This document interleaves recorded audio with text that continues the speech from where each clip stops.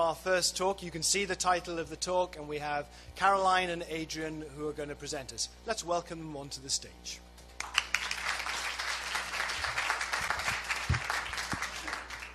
Hi, thank you for the introduction. So I'm Adrian and this is Carolynne. And today we're going to talk about the data demand associated with mobile technologies as they're used in everyday life.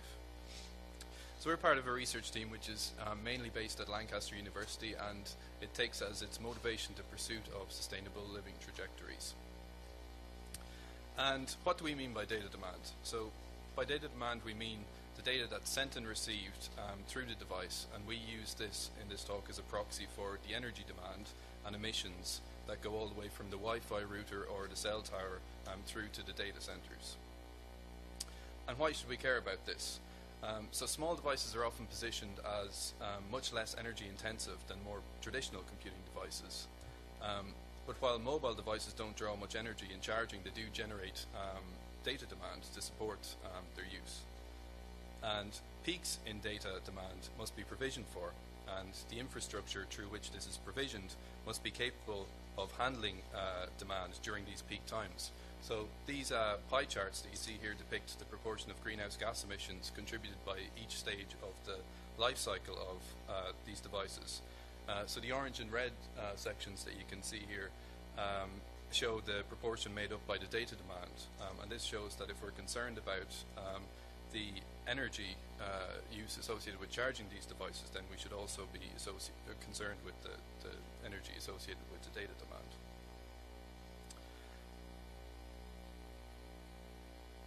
And this line graph here depicts the growth in data demands that we've kind of seen over the last number of years. On this we can pinpoint some of the technological introductions which have sped this up.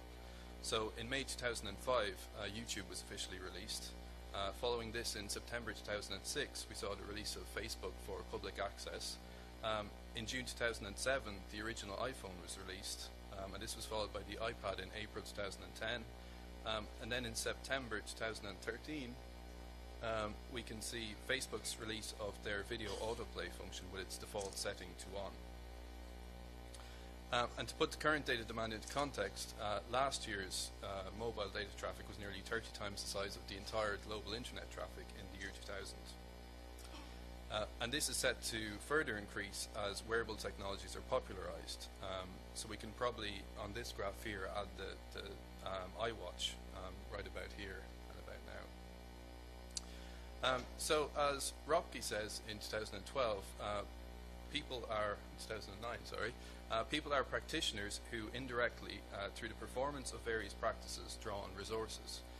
So in this presentation, we hope to demonstrate the way in which mobile data isn't just used for its own sake, but is used in the accomplishment of social practices.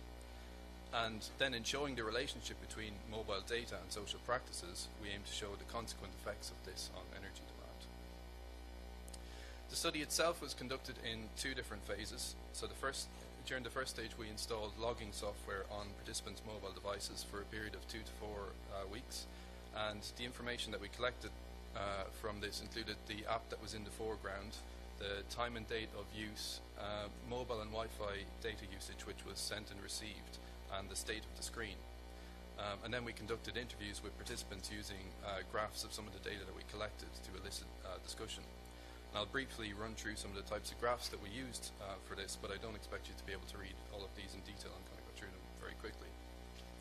So some of them looked at the proportion of use per app on the device, the times of use, so this one here is for weekday use, charging times and length, battery level over the study period, Wi-Fi data demand which was sent and received, and mobile data which was sent and received. And for the participants then, we recruited 6 iPhone users and 7 iPad users.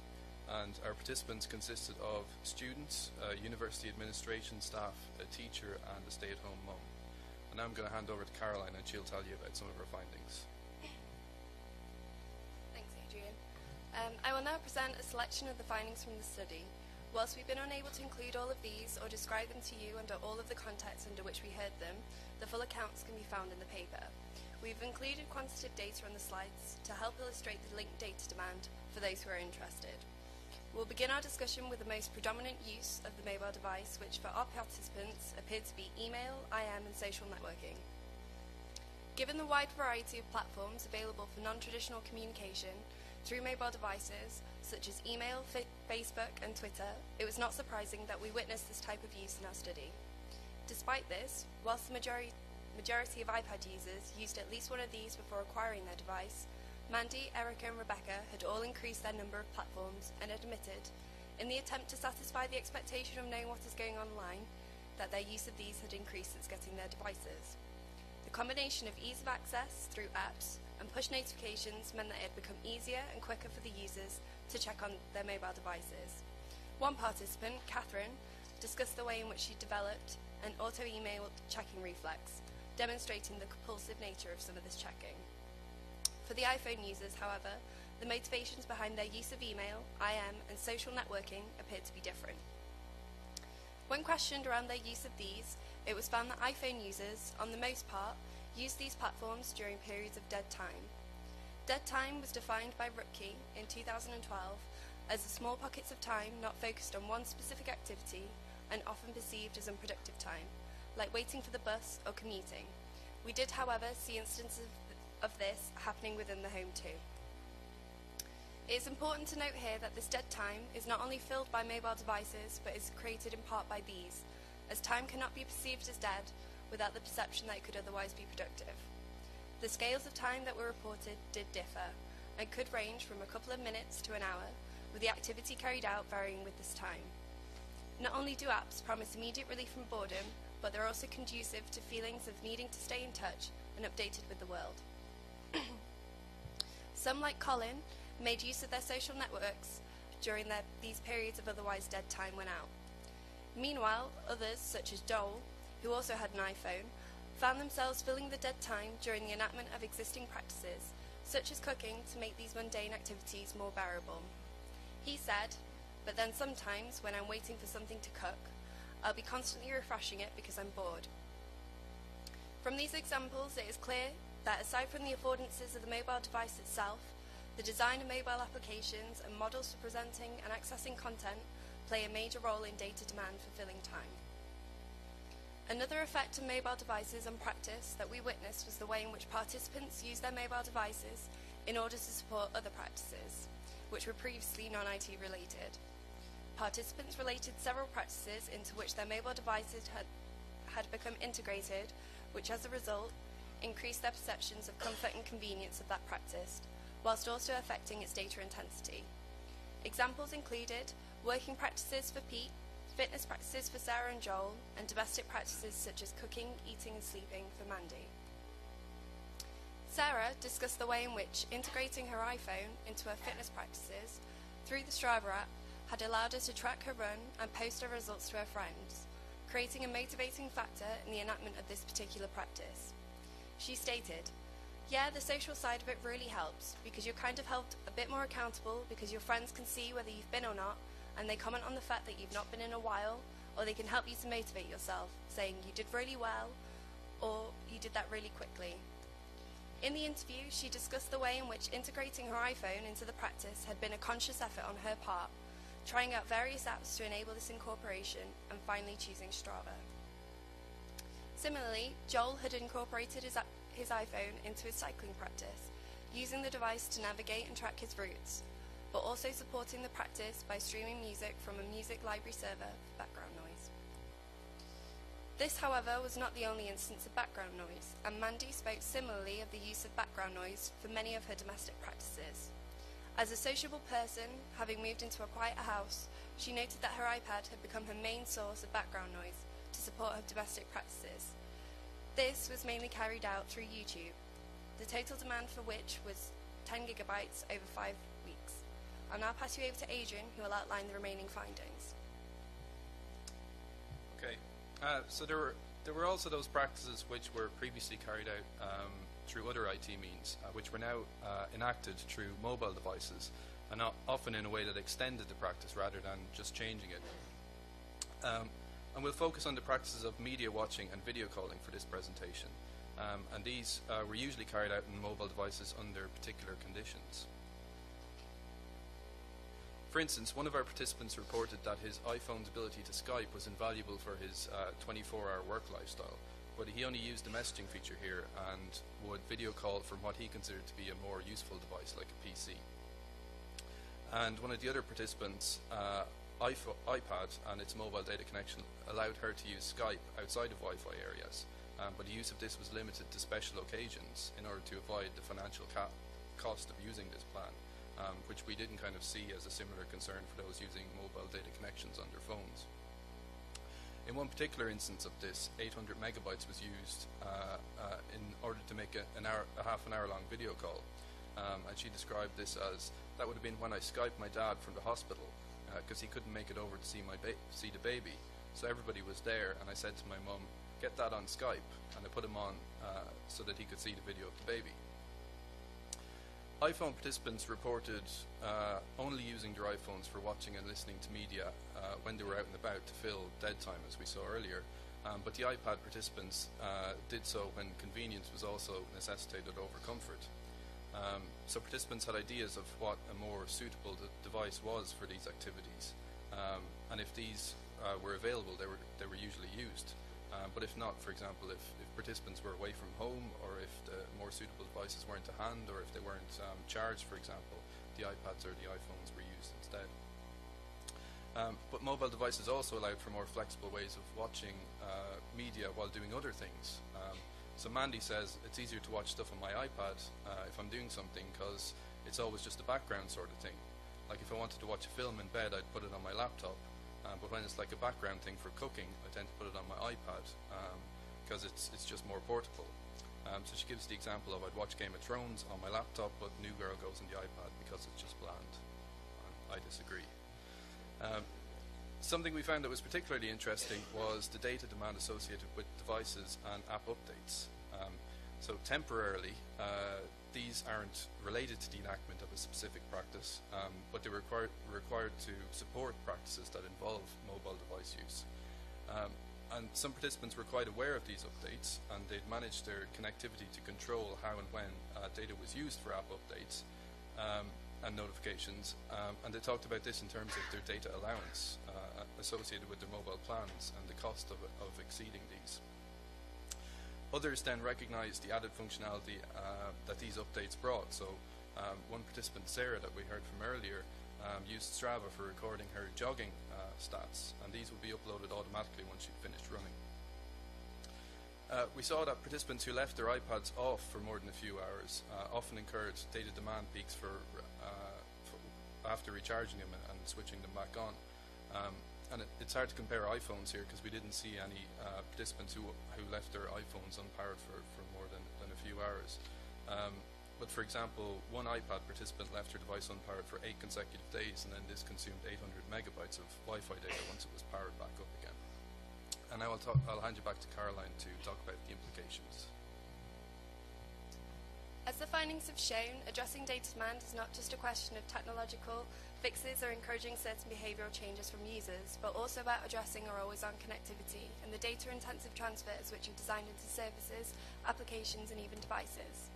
If you're interested in low-impact solutions to some of these findings, we put these forward in the paper. These, however, would only contribute to and reify existing expectations surrounding our always-on connectivity and what our mobile devices should allow us. In this presentation, we'll be following calls from others, such as Pierce in 2014, to exemplify a design imperative for undesigning, and we'll only be outlining our implications here.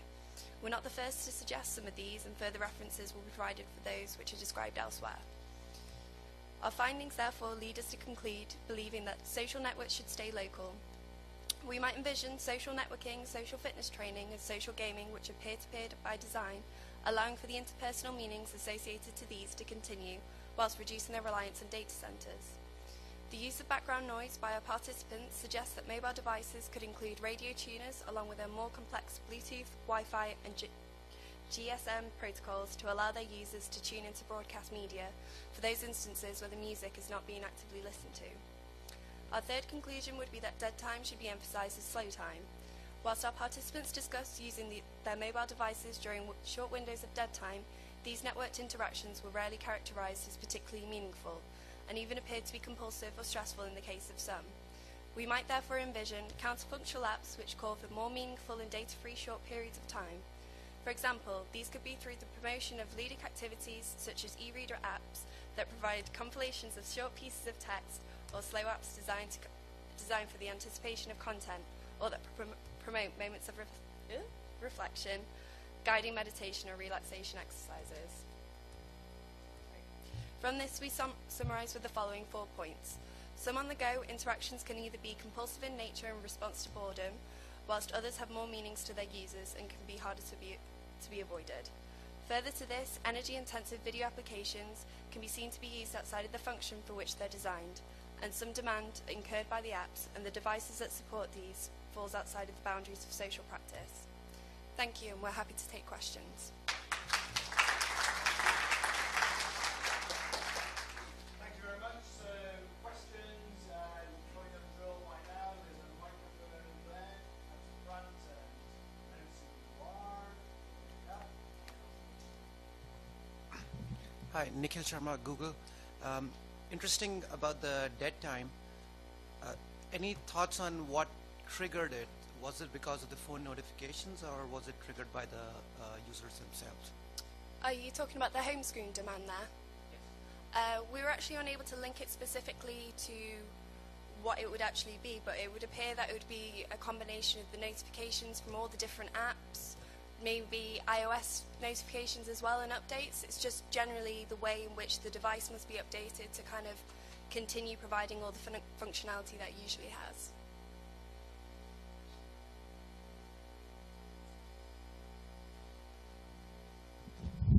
My question is, in the past, when data cost me a lot of money back in the UK, I didn't do all of these things.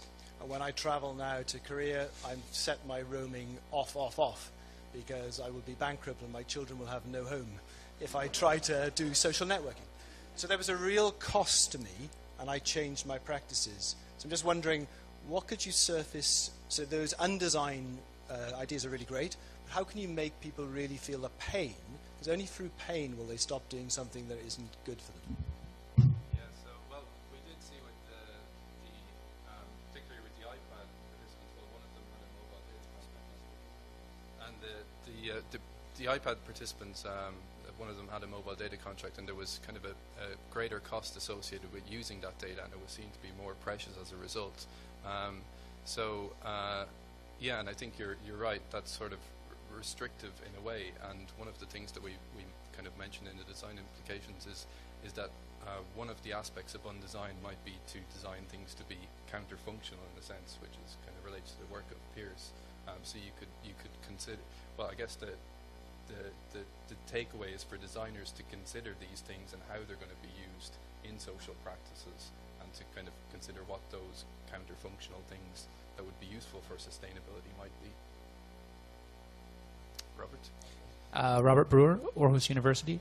In your pie charts at the beginning, it's clear that manufacturing was the largest single component. So I'm wondering if maybe practices around device purchasing and device, when you decide to get a new device, these aren't everyday practices, but they're sort of maybe periodic, long-term practices. But choices about that might have also a big impact on the environmental impact.